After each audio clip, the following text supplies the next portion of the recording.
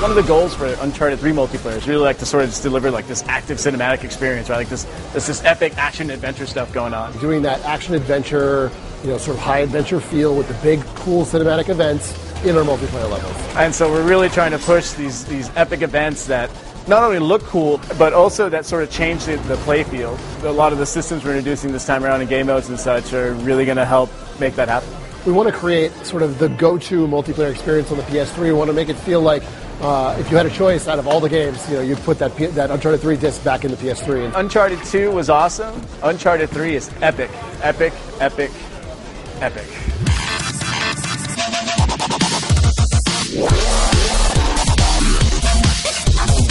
What we realized last game with the booster system was, A, it wasn't deep enough. Once you finished your progression, you were done. You would kind of pick 2 boosters and stick with it. Now what we're seeing in our playtests in the office even is almost like a build per person. Like nobody plays the same way, and we're really seeing people very, latching on to some playstyle that they think is fun, and then when they see somebody else playing with something else, they're like, wait, why is he doing that? And then they go into the cinema file and they're like, oh, I didn't even know you could do that, and sort of finding the different ways to play the game, so that's really cool. So we've introduced power plays, and what power plays are is that they sort of, they check the score difference between the 2 teams, and based off that score difference, a certain power play will occur. So for example, the one you went through with the guy being marked, it's called Marked Man.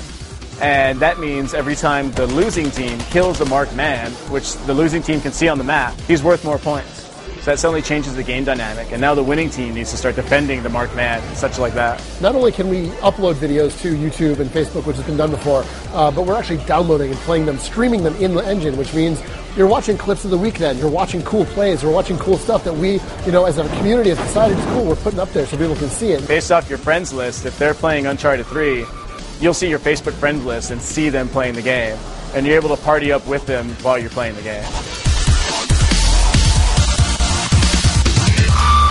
The way the treasure system works is that as you're playing any of those multiplayer modes, right, doesn't matter what it is, you have the chance of falling upon someone dropping a treasure. It could be a treasure piece, it could be cash, it could be medals. If it's a treasure piece, you can complete a treasure set.